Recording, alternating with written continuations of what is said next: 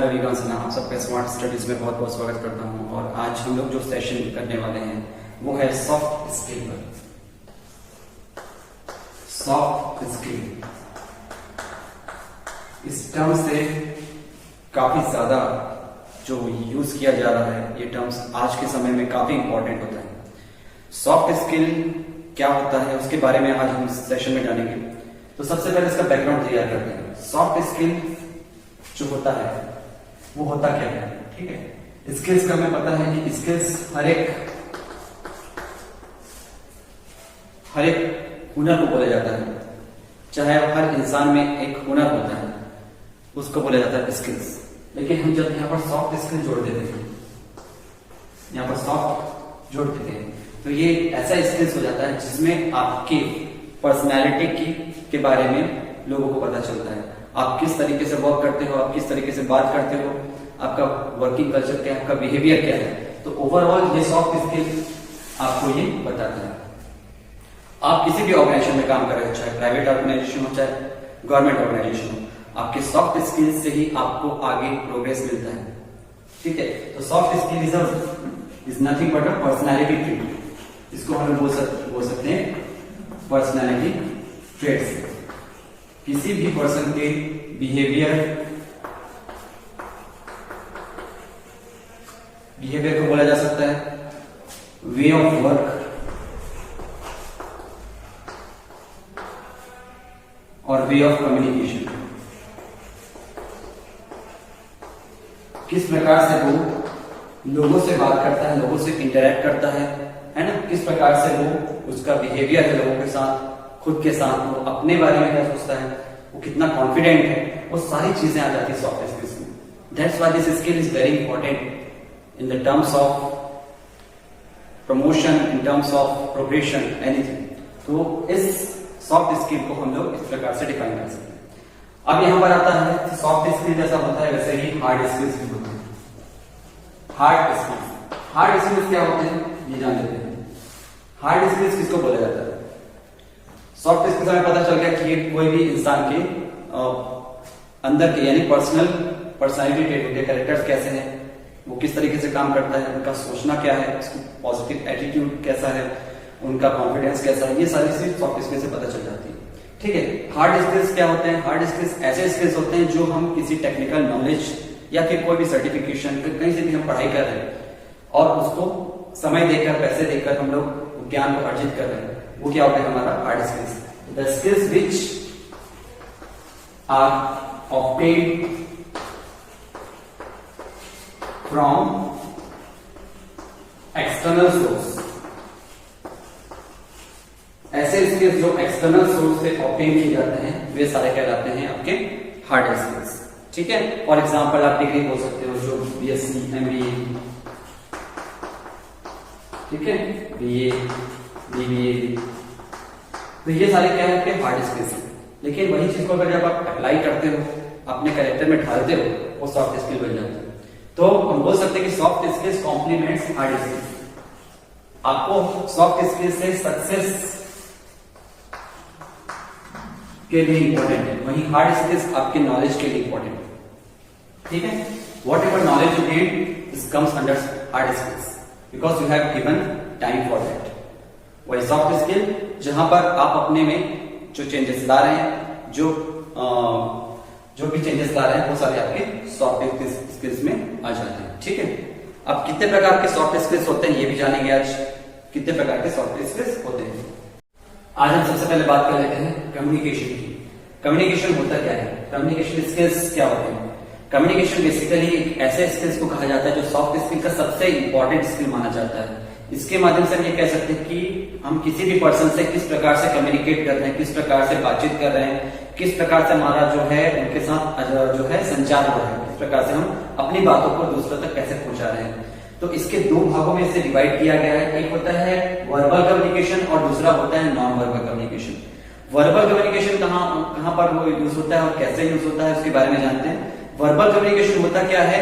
एक ऐसा कम्युनिकेशन होता है जहां पर हम वर्बली यानी बोलकर किसी बात को बताते हैं, समझाते हैं या फिर इंटरेक्ट करने के लिए अपने वॉइस का इस्तेमाल करते हैं, जहां पर वॉइस का उपयोग होता है, तो वो हमारा वर्बल कम्युनिकेशन हो गया। ठीक है, हम किसी भी फोन से कॉल कर रहे हो, चाहे हम किसी से बात कर रहे हो, चाहे हम एक पर्सन से बात कर रहे हो, चाहे एक से ज्यादा से बात कर रहे हो, चाहे हम ऑनलाइन में बात कर रहे हो, चाहे किसी प्रकार से बात कर रहे हो, हमारा वर्बल जो कम्युनिकेशन हो रहा है वो किसी भी माध्यम से हो सकता है, तो वो सारे कम्युनिकेशन कहलाते हैं वर्बल कम्युनिकेशन। इसके अंतर्गत हम ले सकते हैं लिसनिंग। एक कम्युनिकेशन तब पूरा होता है जब उसे ध्यान से, जब कोई बोल रहा है उसको ध्यान से किस तरीके से सुना जा रहा है। जब कोई इंसान ध्यान से किसी को सुनता है तो उसको बोला जाता है listening power. If your communication is good then person must be very good listener.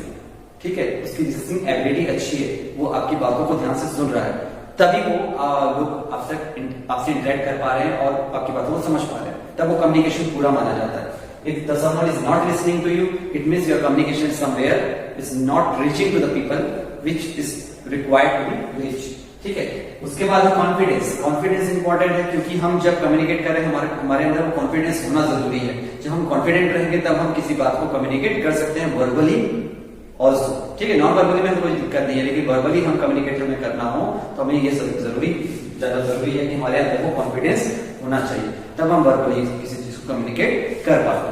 ठीक है, इसके बाद आता है कॉन्फ्लिक्ट रिजोल्यूशन। कॉन्फ्लिक्ट रिजोल्यूशन में हमारा वर्बल कम्युनिकेशन कैसे होता है, जब हम किसी भी ऑर्गेनाइजेशन में काम कर रहे हैं, चाहे हम कहीं भी काम कर रहे हैं, वहां पर हम देखते हैं कि आसपास लोग जो है एक दूसरे से उलझ जाते हैं, बहुत ज्यादा जो है गर्मा गर्मी हो जाती है और कॉन्फ्लिक्ट अराइज हो जाता है। अब कॉन्फ्लिक्ट को किस तरीके से रिजोल्व किया जाए, ये आता है कॉन्फ्लिक्ट रिजोल्यूशन में। ठीक है, मतलब कोई भी समस्या का समाधान करना, कोई भी उलझन को या कोई भी लड़ाई झगड़े को उसको सही तरीके से सुलझाना ही कॉन्फ्लिक्ट रिजोल्यूशन कहलाता है। ठीक है, सपोज कोई मीटिंग चल रही है, कोई एक बात पे कोई 2-3 लोग सहमत नहीं हो रहे हैं और बाकी लोग सब सहमत हैं, ठीक है, सभी एग्री हैं, तो उन 2-3 लोगों को हम किस तरीके से सहमति दिलाएं, वही होता है कॉन्फ्लिक्ट रिजोल्यूशन, क्योंकि वो आपस में बहस करेंगे और बहस को सुलझाना ही कॉन्फ्लिक्ट रिजोल्यूशन कहलाता है। इसके बाद आता है नेगोशिएशन। तो इसमें कम्युनिकेशन, आपका वर्बल कम्युनिकेशन वेरी इंपॉर्टेंट, कि आप उनसे किस तरीके से इंटरेक्ट कर रहे हैं जो आपकी बात को अपोज कर रहे हैं, और उनसे किस तरीके से इंटरेक्ट कर रहे हैं जो आपकी बात को फेवर कर रहे हैं। तो ये आपका कॉन्फ्लिक्ट रिजोल्यूशन में आपकी हेल्प करेगा। नेगोशिएशन, नेगोशिएशन क्या होता है, मोल भाव करना। हम मार्केट में जाते हैं तो मार्केट में हमें कोई प्राइस बताया जाता है किसी भी प्रोडक्ट का, उस प्रोडक्ट के प्राइस में हम नेगोशिएट करते हैं। सपोज रेट ज्यादा लग रहा है, 10 रुपए का सामान है, अब 10 रुपए का सामान को अगर वो ज्यादा लग रहा है हमें, तो हम उसके लिए मोल भाव कर सकते हैं। उसको हम बोल सकते हैं कि ये सामान तो मार्केट में पिछले महीने लिए थे 9 रुपए था, आज 10 रुपए हो गया, तो इसमें आप नेगोशिएट कीजिए उसके साथ बातचीत करके। तो आपके कम्युनिकेशन पे डिपेंड करता है कि वो आपसे किस तरीके से इंप्रेस होता है और आपके कम्युनिकेशन से वो नेगोशिएशन में एग्री करता है कि नहीं करता, तो आपकी नेगोशिएशन इससे डेवलप होती है। नाम तौर में जो है नेगोशिएट कर सकते हैं और किसी भी प्रोडक्ट को, किसी भी कस्टमर को कन्विंस कर सकते हैं और उनको एग्री कर सकते हैं, राइट। उसके बाद आता है पब्लिक स्पीकिंग। पब्लिक स्पीकिंग का मतलब क्या होता है, जब हम एक से ज्यादा लोगों से इंटरेक्ट कर रहे हो, सपोज हमारे सामने 100 लोग बैठे हुए हैं या 200 लोग बैठे हुए, या 500 लोग बैठे हुए, या 1000 लोग बैठे हुए, it doesn't matter, means you are interacting with each and every people from the right from the first corner to last corner of the bench. शुरू से लेकर के आखिरी तक जब हम लोगों तक पहुंच रहे हैं, एक एक पर्सन तक, है ना, तो वो आता है हमारा पब्लिक स्पीकिंग। स्टेज के सामने खड़े होकर बोलना is also comes under the communication skills, because it develops your confidence, it develops your skills to communicate with people. Most of the time happens that कई बार ऐसा होता है कि हम उन लोगों से कॉन्टेक्ट जो है कम्युनिकेट नहीं कर पाते due to several reasons.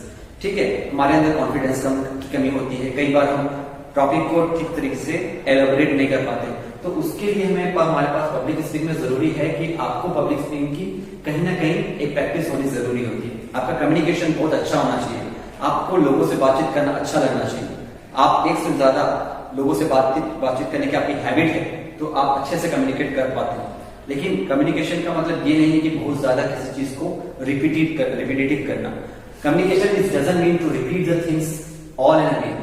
Communication is something to deliver the content which is as suitable as at that point of time.